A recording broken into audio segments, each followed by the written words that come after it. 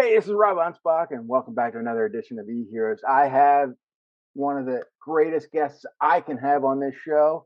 She's fabulous, and she's actually the queen of the perfect pitch. And if you know anything about me, you know that I don't like pitches sliding into my DMs. So I want to welcome Forbes Riley to the show. Now she's just leaving already. She's so hide Ah, behind right here, right here. it. I gotta turn on some more lights so I can be bright enough.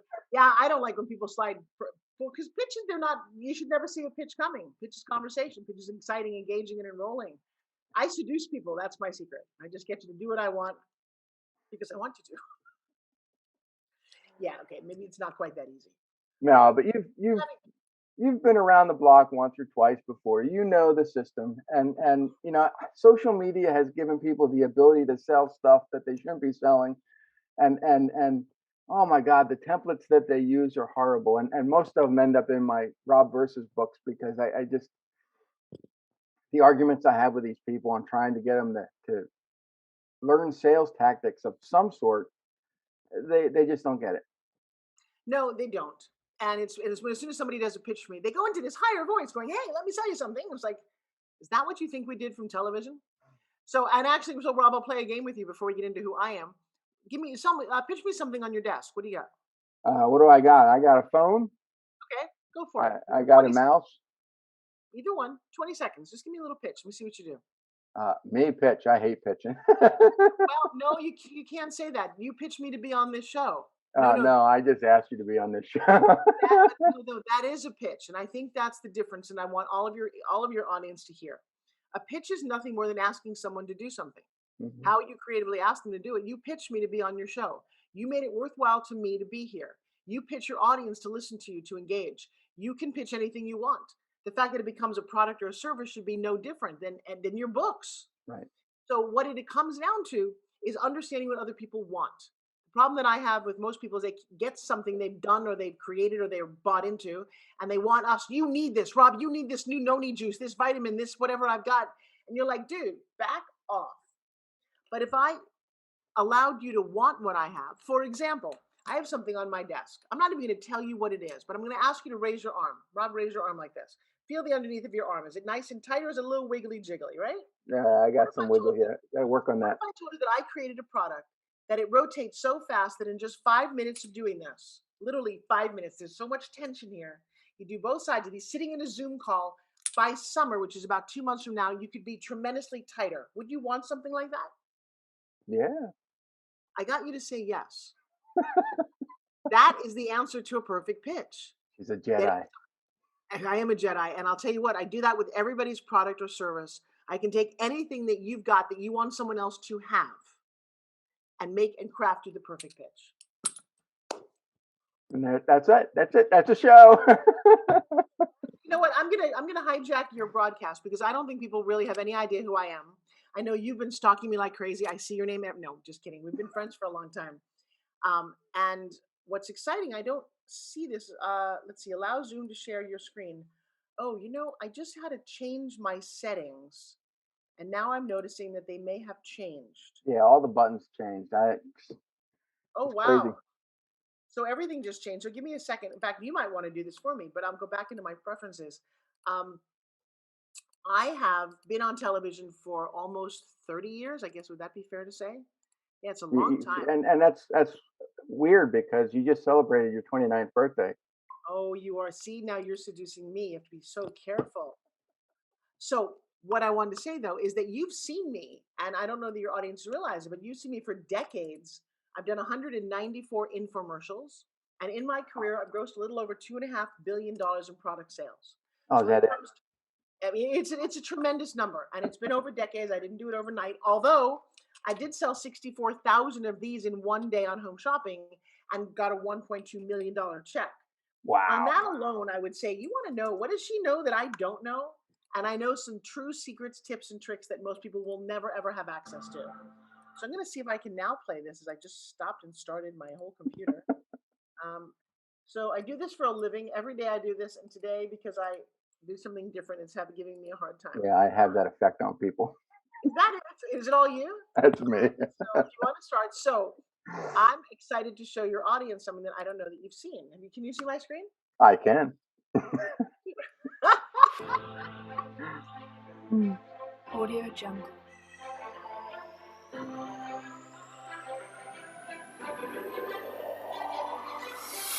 Let's give it up for Forbes Riley! The reason you don't have what you want is you don't know what it is. I've grossed $2.5 billion by tweaking people's pitches on infomercials. You hear things differently than I do. I hear money every time somebody talks. I hear enrollment, engagement. Hi, I'm Forbes Riley, and today we've got a great product for you. Take a look at this. She's got me working out, or what are these called? It's called a spin gym. She launched her multi-million-dollar company by mortgaging her house and her kids' education fund. She knew it was going to happen. I think pitch is everything. I don't care what kind of product that you've got. If you don't know how to pitch or articulate it, you will go nowhere. I coach CEOs of Fortune 100 companies who have stood there and told me, Forbes, you pitch my company better than my marketing team. You don't get to sit home and wait for the phone to ring. No, it doesn't really work that way. You write down action steps. You get a mentor. You find someone who's done what you've done, and you ask them how they did it. If you dream it and you hold it to be true, you keep driving towards that. You keep talking about that dream, and actually you keep taking action. And then one day you're like, oh my God, how did I do that? I started out as an actress in Hollywood and a TV host, everything from the X Games to my own talk show. And about 20 years ago, I took the entrepreneurial route. I ended up on Home Shopping. I'm tired of seeing women suffer. I grew up heavy my whole life. My mom was 260 pounds and she was miserable. You want to be yourself. I appreciate that you want your family, that you want to be glamorous and gorgeous and fun and that people tell you that you're wonderful, don't you? You want all those things.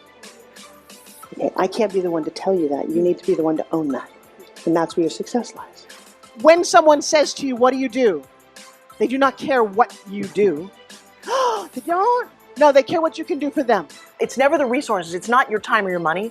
Billionaires have no more time than you and I have. So how do they do it? What is the key to the success? And I will tell you, what do you think of that? Was that a good video worth waiting for? It was, and now I want to go out and get a Forbes tattoo on my thigh. Yeah, no, that was on his ass. That was absolutely on his ass. I had a TV show called Forbes Living that I do talk show. And this was a very ornery kid. He was a silver medalist in the Olympics when it came to snowboarding, and he created the company Grenade. And I coached him the night before about what he should do and what he shouldn't do, and he just fought me at every turn.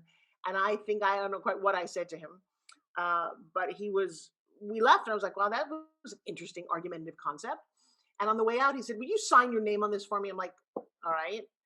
And he went to a tattoo parlor that night, came back, and he says, truly, he said, I want you to be my mentor. He said, I learned a very valuable lesson being around you about how important your words are. And then when I saw it and I pulled down his pants, I was like, oh my God. And you got to say yes because he just did it. I got to say yes. I'm hoping years later it says it's a big flower garden or something other than my name on his ass. But there you go. My team thought that was very interesting. In fact, I made everybody. There's a TV series with Kevin Costner called Yellowstone. They all have to brand themselves. I'm like, yeah, just my name on your ass is fine.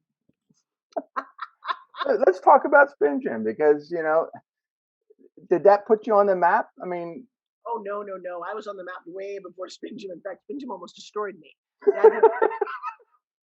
Yeah, no, having that was powerful. Deciding you want to do your own thing. No, you saw a clip of it in the early 1990s. I had already been an actress. I'd been on soap operas and Broadway with Christopher Reeve. I was definitely going down the I'm going to be Julia Roberts, Sandra Bullock path, and would have been very happy getting to that status. mm-hmm. But I guess it just wasn't in the cards. And while I was doing this in the 80s in New York City, I went off to Club Med and I discovered— She's not even that old. Don't think about that. It doesn't matter. I was around there in those decades, and I own that. You can't have achieved all that I have if you haven't lived as long as I have. I helped start the X Games. Did you know that? Do you love the X Games? I watched the X Games. I didn't know you were part of it. I'm sorry. Yeah. See, this is the crazy thing that without YouTube, which happened long before I came into the world here, I had an entire— I mean, if I could have been such an internet superstar because of all that I'd achieved. Here, you're going to get a kick out of this. You remember, Stuart? So the X Games was 1996, and I was there as a host, very unqualified for the job, by the way.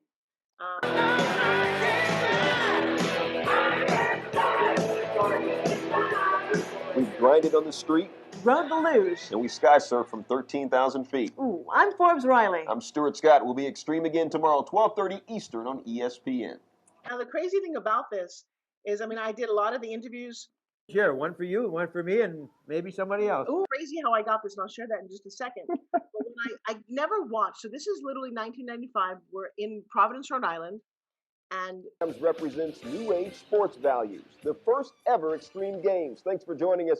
I'm Stuart Scott. You know, athletes in alternative sports have been craving a stage where they can prove, just like football and basketball players, they are serious competitors who leave as much sweat on the playing field as anyone. And a look ahead to the next day.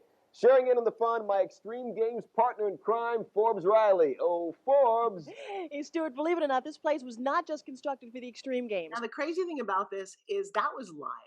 Mhm. And I got that because I was doing stand-up comedy at ski resorts, which is another long story. But I had this unending desire to be noticed and to be part of things and a great ability to communicate. So there I am doing stand-up comedy at ski resorts for 10 years. Jose Cuervo Games of Winter, we call them. I was brought to you by a major alcohol company. If you drink, I'm funny. And it was just one of those things that I would do on weekends. And I skied every ski resort in the entire country. But I'm going to go back to even how I got that job. I didn't know how to ski. I wanted to. It was one of the things on my bucket list in my 20s, but we could never afford it. I grew up without any money. My parents were very hardworking, and my dad spent 3 years in the hospital. He had a horrific accident that cut off the front of his hand. And so money was always an issue in my life. And I was doing, pretty well as an actress. But I had this thing, like every winter, I was like, what is this ski thing? I had this crazy fantasy, Rob, that I think you can appreciate. When I was younger, I wanted to be James Bond. I know that sounds crazy. I didn't want to be a Bond girl. I wanted to have all the adventures of this crazy undercover spy, from, those water jet things underneath to snowmobiles and skiing. And I've had this ability that when I think of something, usually something shows up. Well, in this case, I opened the newspaper and there was an ad for a thing called Ski View. A guy had created an advertising platform. On lift towers, he built billboards. And they were looking for someone to do what was called a bar party at 4 o'clock when the ski resort shuts down. How do you keep people engaged, drinking in the bar? And so they said, we're going to do this Jose Cuervo Games of Winter. And they took all my knowledge from working at Club Med, and we made this comedy game show. Well, it was very adventurous. It also had an athletic element to it. You literally had a 3-on-3 co-ed snow volleyball game that I was outdoor hosting. And one day ESPN had gotten wind of what we were doing, and they made a little half-hour special out of it called the ESPN2 whatever. And they wouldn't let me host it because I couldn't work for ESPN. I couldn't use the flag because I didn't work for them. Well, they hired a guy named Rob Francis. I'm just escaping for a second. Your name, Rob. His last name was Francis. Anyway, he was a football player for a team I'd never heard of called the Patriots, and he's from Hawaii. And he shows up not at the meeting when he's supposed to, but the next morning walks in going, all right, so tell me what I'm doing. And I'm like, no, I'll meet you out on the field.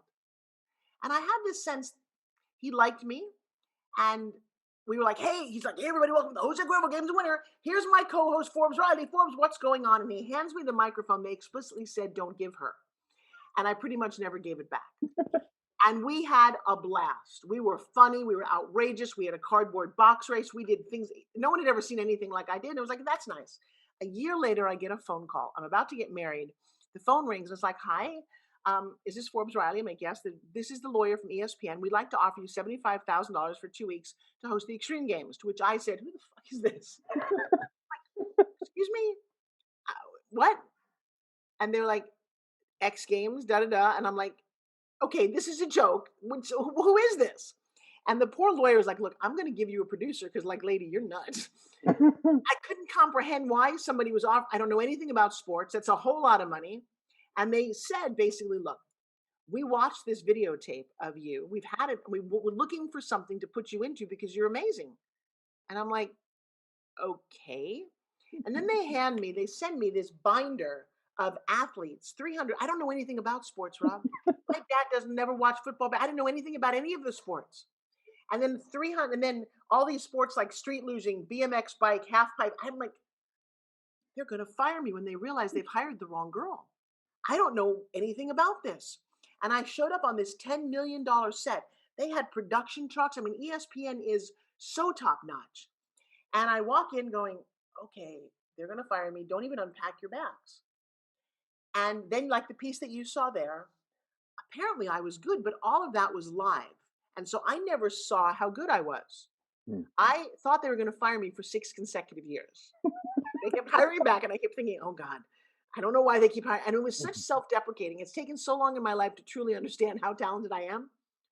And one day there was this thing that came along called YouTube. And I hired an editor to take these 3/4-inch professional half-inch videos and put them up on YouTube. And I, just like you, watched it and thought, oh my God, she's really good. And I wish that I had known any of that, because it would have eased my anxiety and helped me out a lot. Because when you're an actress and a TV host, you do spend a lot of your time getting rejected. You're too old, you're too young, you're too pretty, you're too fat, you're too, what doesn't matter? You look like my sister, I don't want to hire you. And you internalize a lot of that. And so a lot of my personal issues that I struggled with self-esteem, like so many people can relate, came from being an actress, putting myself out there, and not appreciating that when I got a job, that I was the right person for it. Mm-hmm.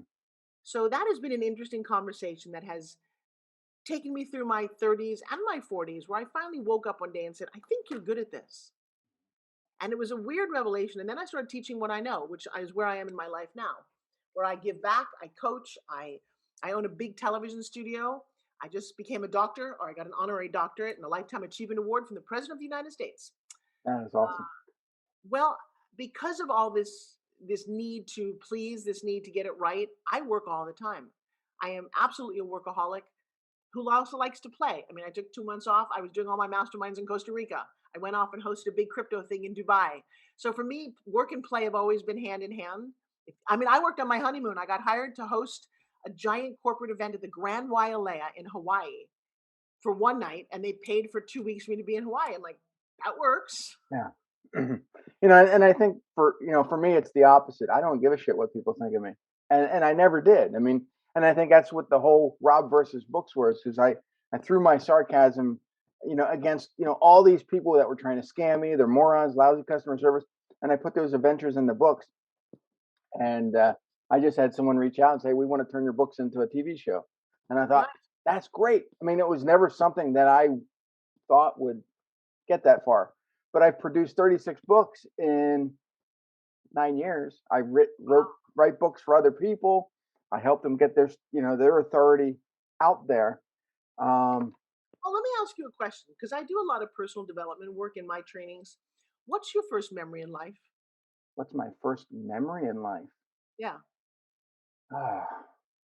Probably when I was like 3 years old, and it was my birthday party, and I think I got pissed off at somebody, and you're 3 years old, you throw a tantrum, and I walked out the house, and I'm in the middle of the yard by myself, and I just sat down. I'm like, this is it.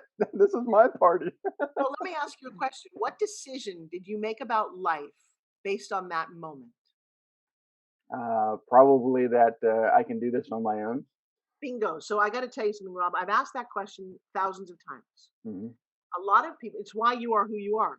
A lot of people have a first memory of their parents fighting, not being heard, being maybe molested, and their definitions, and then what the decision they make are, I'm not enough, I'm not worthy, I don't trust people. And there's a lot of that going on.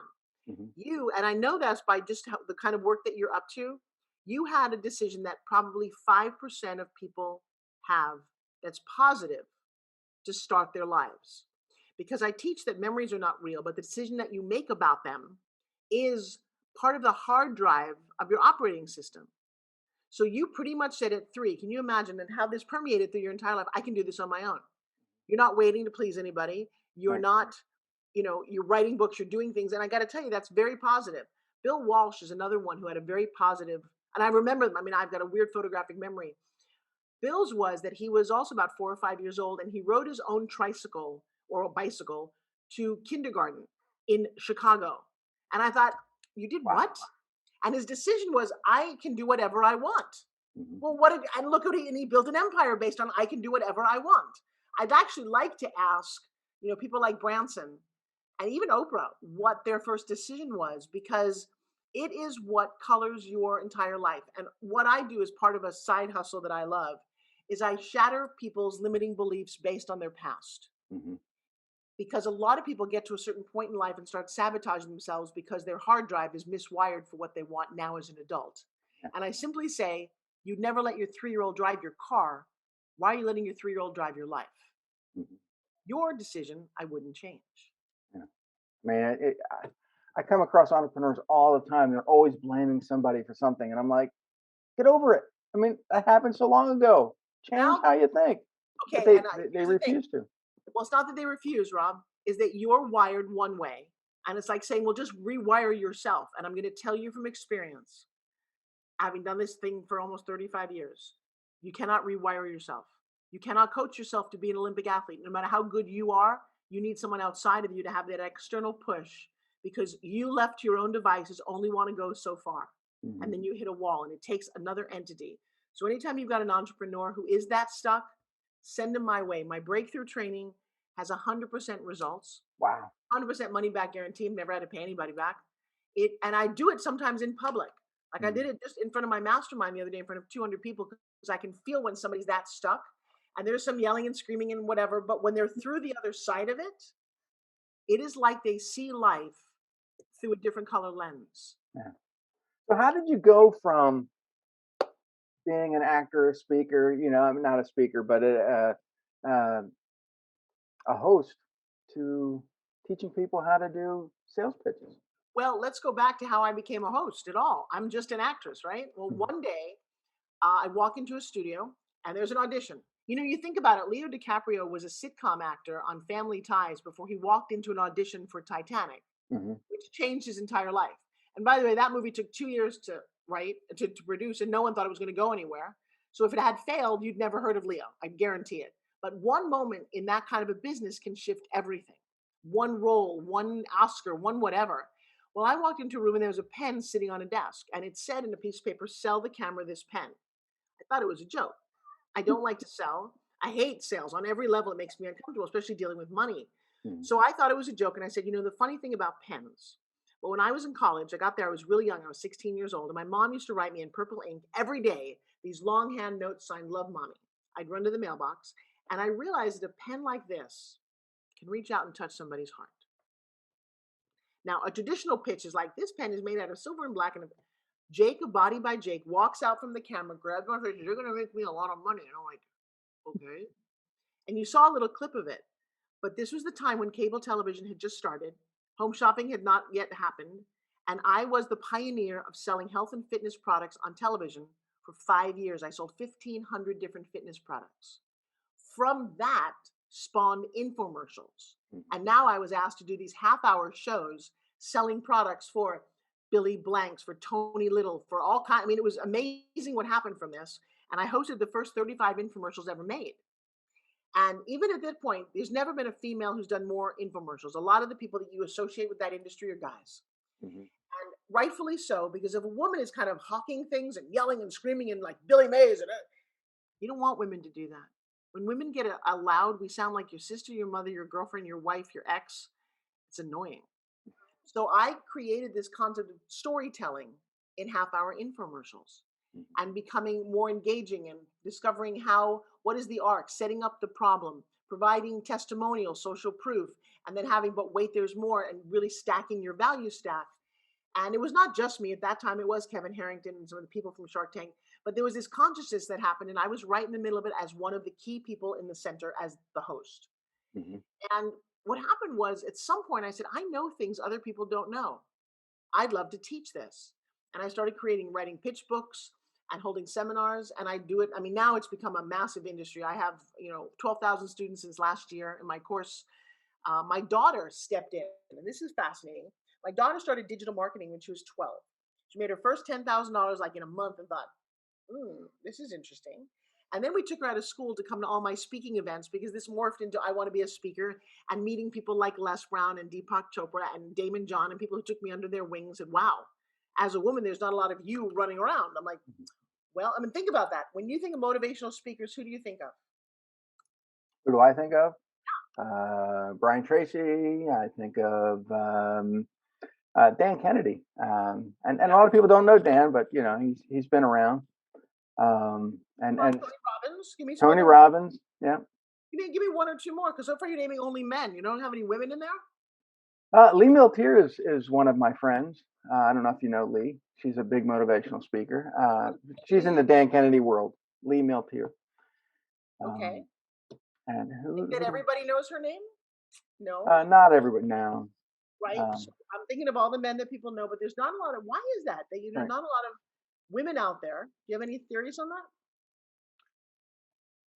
I don't. I mean, I don't watch a lot of TV anymore. I used to. Well, not even TV. So here's what happened to me. I was on Clubhouse not long ago, and I said that. I said the truth is there are not a lot of female speakers, and we're just as powerful as men, or are we? I don't really know. I know I've got something to say, and this was on Clubhouse last year. The next morning I woke up and there was an email going, we've got something we would love you to do. Would you be willing to be a keynote speaker? And I said, sure. And guess what? This showed up in my inbox. Nice. I am the female between Damon John, Deepak, Jack Canfield, and Les Brown. There's no. It's like, all right, there's one or two women up there, but not a lot. It's like, damn, wait, what did it happen here? How did that happen so fast?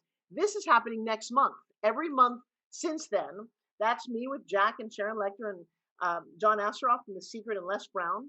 I've definitely been put in a very powerful position. When the reason I stayed in that position is because I can sell. You don't get to be on that stage unless you're really famous and not close sales. And so that was the other thing. It's like, wow, this is fascinating. So I've been doing that every month for the last 2 years. 30,000 students every time we do this all around the globe. And so it shifted my career yet again and definitely put me way bigger on the map than I've ever been. Yeah, and the thing is, it all comes down to storytelling. Yes, it does. And you've shared your story time and time and time again, but you've also backed it up with all the things that you're doing, and people are like, wow. Well, it's funny. We go back to my childhood. We had to do a one-person show when I was in high school, and people took all kind of different characters. Somebody played Jesus, I think, but actors or whatever you know. And I decided to do Hans Christian Andersen. Wow. And he's a storyteller. I know. I was 15 years old when I thought of that, and it really came down to understanding how to take people on a journey. And then I remember I told my mom when I was in my early 20s, I just finished starring in my first movie. I'm not sure that you love this one, but it's called Splatter University. Never Where the heard school of it. colors are blood red. Oh, come on. Go look up on YouTube. It's a horror film. I star in it. It was my first audition. And you get a laugh out of it. And I said to my mom, I found Europe on $20 a day, an old book by Arthur Fromer. And I said, Mom, I can afford a one-way ticket to Europe, and who knows how long I'm going to last, but I want to tear out every page of every sightseeing thing and come home when I have a cover. And she was very small-minded and was like, oh my, you're going to do what? Long before cell phones, no communication, no internet. And I took off, and I spent 6 months traveling around collecting stories, jumping off trains in Figueres, Spain to see a Salvador Dali museum, taking the Andrea Doria from Norway to Scotland. I mean, I did crazy shit because I wanted to tell my kids and my grandkids the greatest story of my life, and I hadn't written anything at that point. And then it became important, and I think we all have this, and you probably teach this when it comes to storytelling, is to go back, and the story is one part, but the life lesson that you can pull out of it so it's interesting to someone else is the best part. Well, the first chapter of my very first book, which was Share, is all about telling your story. I need to read that. And it's the most important thing that you have to do as an entrepreneur to convince somebody to know, like, trust you, but also feel safe with you. Right. And most people either don't think they have a story to tell. When I started, I looked at speakers on stage and thought, I've got nothing to talk about. Now, years later, you can't shut me up. That's funny though. But I look at you now, and you're just this dynamic person, and nobody would know that you had this incredible backstory. Well, I'll tell you what, it even gets more crazy because there's a lot of tragedy in my backstory. And this is part of the things that I teach. I have a lot of isms that I live by. And one of them is that you're the sum of the obstacles you overcome. And so when I was little, my dad had this horrible accident. I was an ugly little girl who had buck teeth and braces. And for 2 years, I had a tongue crusher in my mouth. I talked like this. Yeah, it made me very, very unpopular. And I spent a lot of time dreaming. And I'm glad that I am who I am, but you couldn't have told me that growing up because it was very lonely and it was very scary. And then when I got to a certain age, I was 40, both my parents got cancer about the same time. Within a year, they died. I raised a little boy from South Central with my ex-husband for 12 years. He was murdered. My picture was on the cover of the LA Times. You never want to see a photo like that. You all see the shootings and you go, oh, that's so too bad for somebody else. Well, I was that story. And I remember how horrific that is. And so to pull yourself up and want to keep going is what I share with people. because what you're looking at is the tip of a very, very large, deep, tragic iceberg. I've hit a lot of bumps. I almost lost my entire company because of U.S. Customs and something that they wanted to do to railroad me. A lot of things I didn't know along the way. I wish I had asked for help more. I was a perfectionist who thought you would judge me. And now I've come to discover the word that I grew up hating the most was vulnerable. He would go, "You have such a wall around you. You're not vulnerable." I'm like, "Screw you. What are you talking about?" And now I come to understand that my flaws are often the most attractive part because it reminds you that nobody's perfect. Right. And even though I love to put on a very put together exterior, and I'm proud of who I am and how I look, and I really am. I mean, I built this. I'm 62 years old. And I got to say, with two 19-year-olds and a new almost husband, I haven't quite sealed that deal yet. I have to get divorced first. He's already in. It's been 5 years. But I love when I tell people, Rob, you want to hear how shallow I can be sometimes? I play a little game. People always, "Oh, you have a picture of your fiance?" I'm like, "Yeah, I do." In fact, if you don't say wow when you see him, I'll give you $100. And so then I pop up my picture of my fiance and I go, "Huh, do I have to pay you?" I'm not saying wow. I know. There's not a whole lot of things you can say to these photos. I've never seen anybody who looks like him. He's pretty extraordinary, and he's definitely my better half on some level. So did I win at the end of this? Yeah. Because I had been raising kids as a single mom for 10 years. And I very specifically said I did not want to fall in love during those 10 years because I understand the dynamics of relationships. If you're with somebody new and the kids are not his, he wants you all the time, but I wanted to be with my kids. I love my little babies. They're now 19 years old. My daughter runs my company. My son is the head of HR and he's a brilliant statistician. He just created his own NFT company, and they're beautiful beings who love and respect their mom because I dedicated 10 years to being mom, even though I was working. And then when I fell in love, when I decided it was time to fall in love and Joshua came along, they resented me a little bit for it. They don't really love him because he does take my time and attention and he does have his own world, but they're old enough now that it's okay. Yeah. So, And the thing is that I love that story more than the story of your successes because it makes you real. It makes you vulnerable. It makes you, for me, a more credible person that I want to trust. yeah, it's I love sharing that. I love sharing a lot of the things about me that are not what you think, and cracking open this because the problem is we all look towards people. I've had a lot of imaginary mentors. Mm-hmm. I've had a bunch in person that have been spectacular, but I grew up watching other people and what Tony Robbins talks about in terms of modeling other people. And I've always done that. In fact, right out of college, because we grew up with no money, I was so curious what it was like. I used to stand in my dad's hospital room and overlook the only mansion we had in my hometown. It had a big circular driveway, big brick red house with 2 chimneys, and you couldn't see it from the street because it had all those cypress or rich people trees. But I would stand and I could look at it and I kept thinking, what is like Halloween like in their house or Christmas? I was fascinated by this. Well, out of college, remember I said that magic newspaper? I found an ad for a social secretary for the Grace family. W.R. Grace were billionaires. And I applied. And they hired me. I'm not quite sure why. They knew I didn't know anything. But I was eager, I was fun, I was personable, and they let me be their social secretary. And we had dinner parties with barons and earls and princes, and I was so in over my head.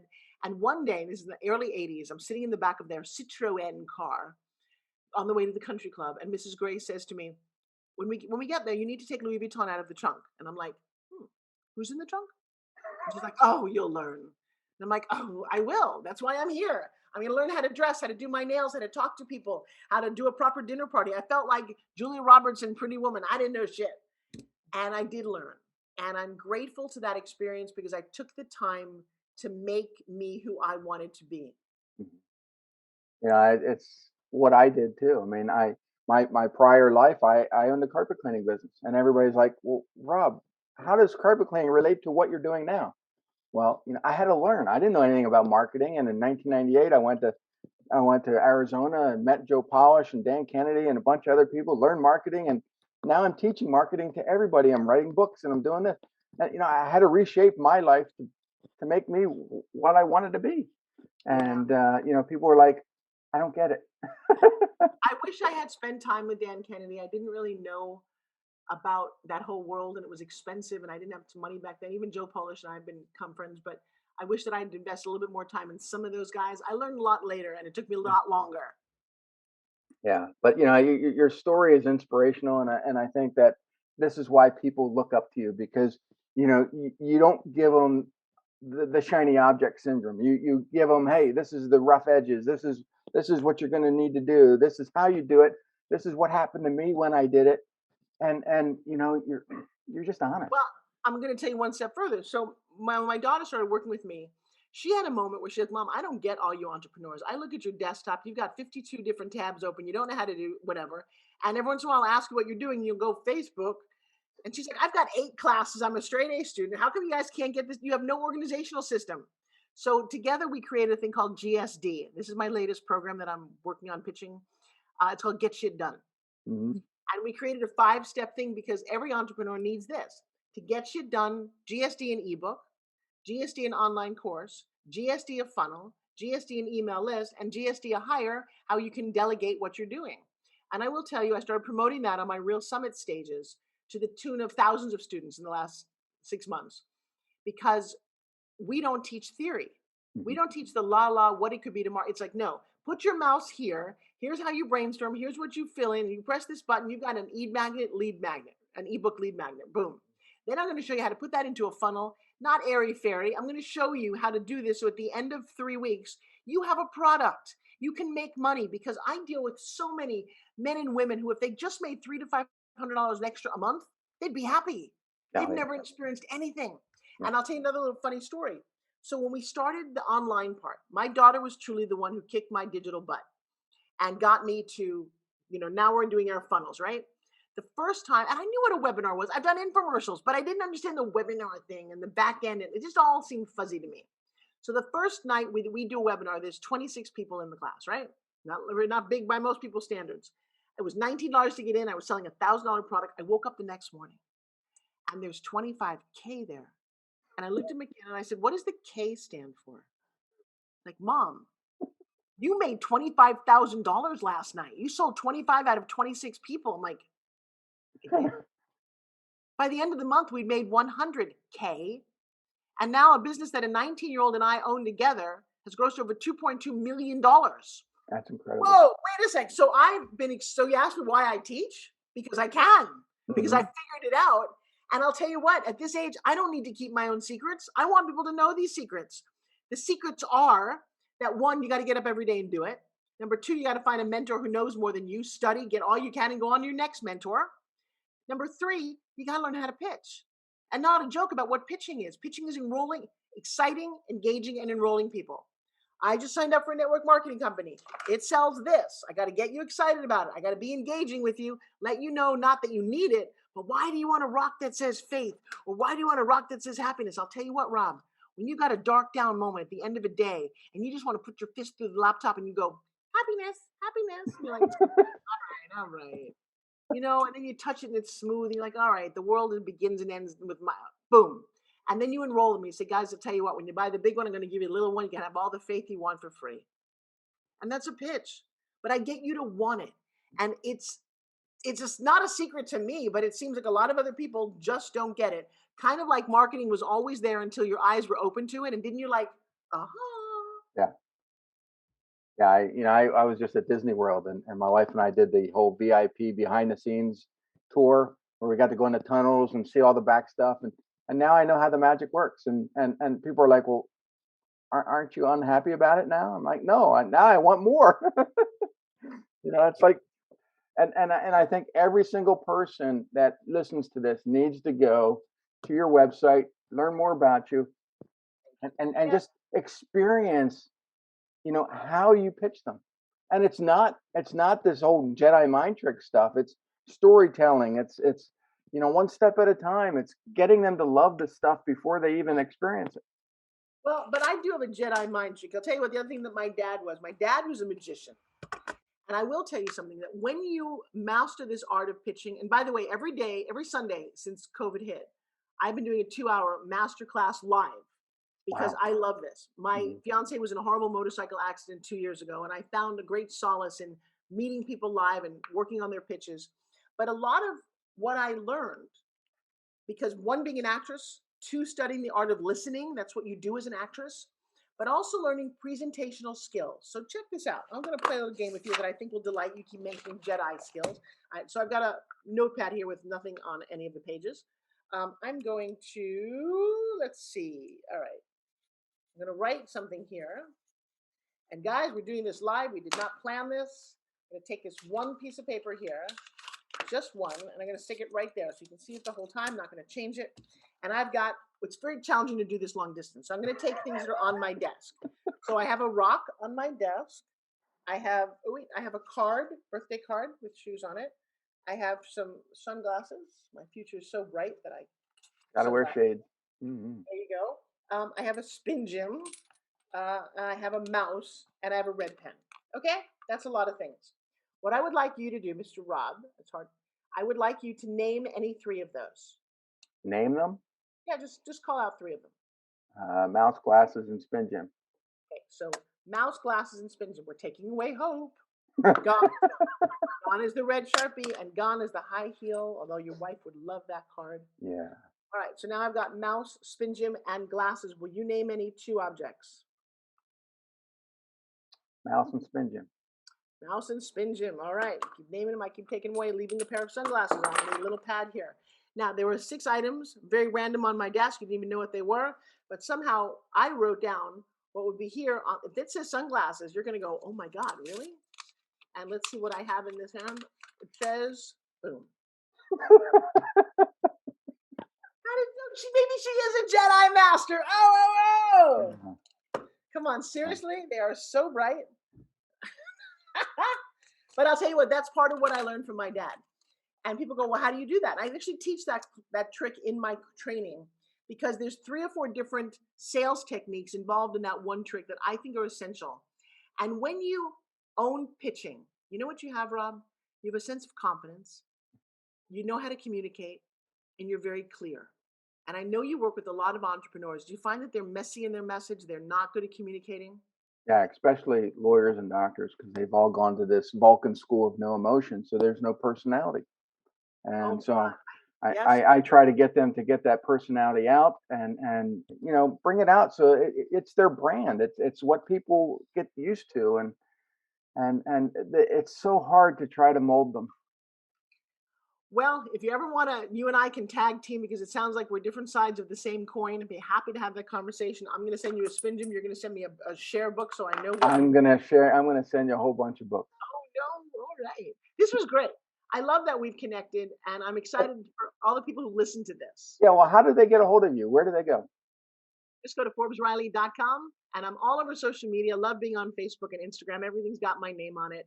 And one of my favorite platforms, if you're ever popping live to a room in Clubhouse, man, that is such a profound platform for me. But ForbesRiley.com. And you can check her out on YouTube and everywhere. I know I have that.